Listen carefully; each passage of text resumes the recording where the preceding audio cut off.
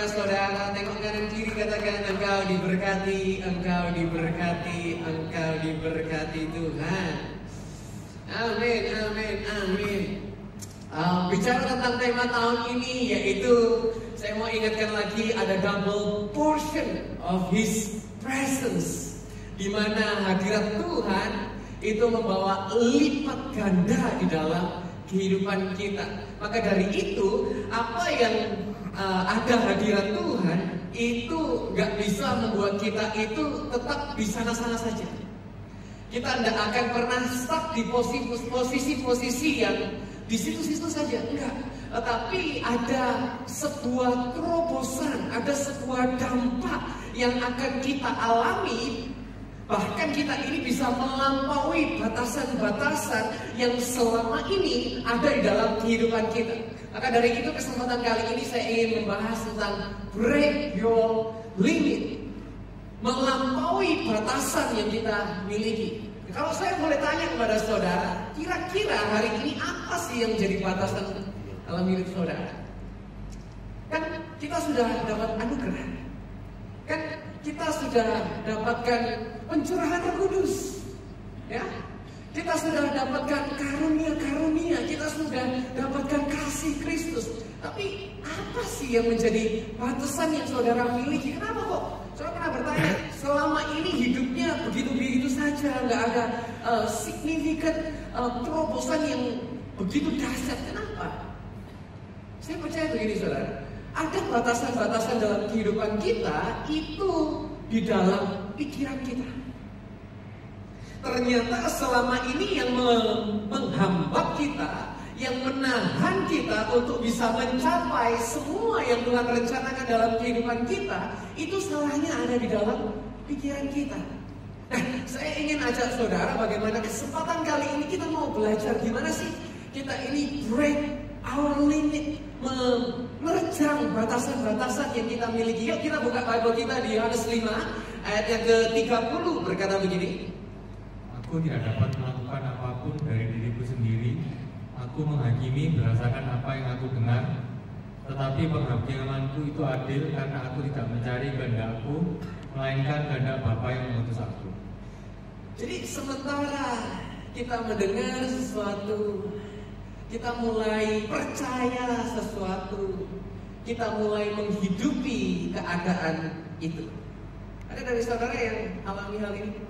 Kita dengar sesuatu, kita mulai mempercayai hal itu, dan kemudian kita mulai menghidupi keadaan itu. Bahkan di bahasa Inggris dikatakan, I can of my own self to do nothing, as I hear, I judge.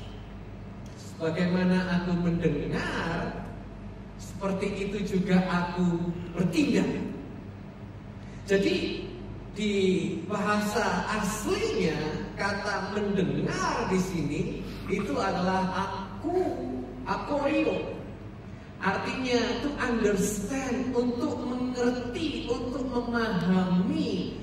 Jadi Bible mengajar kepada kita ketika untuk kita bisa break our limit, dengar dulu, mengerti terlebih dahulu, baru mengambil keputusan.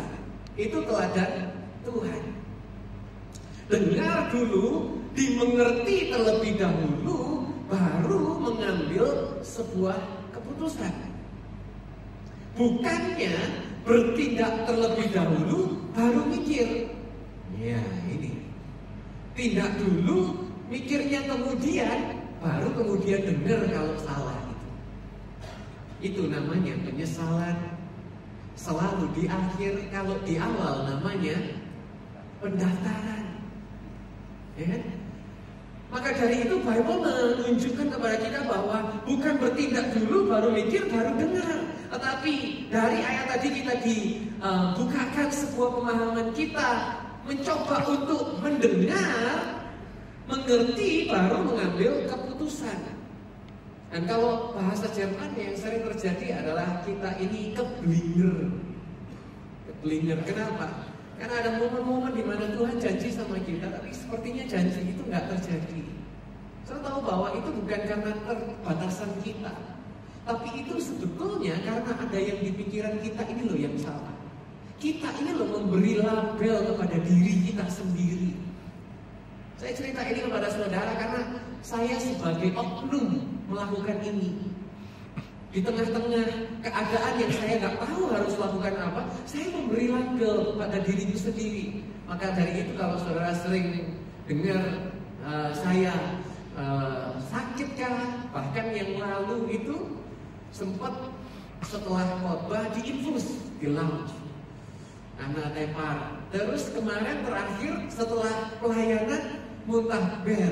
Kenapa?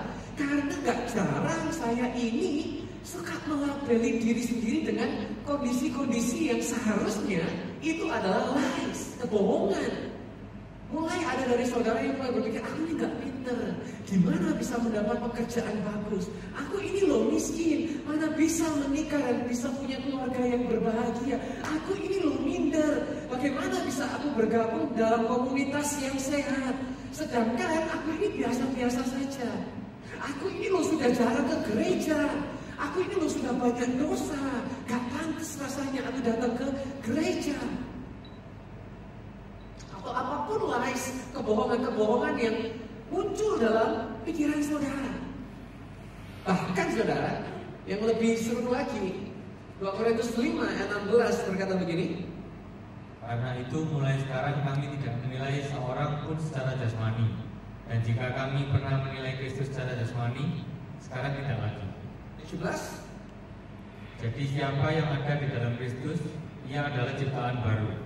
Semua yang lama sudah berlalu, sesungguhnya semua yang baru sudah datang. Kita sering dengar ayat yang nomor 17.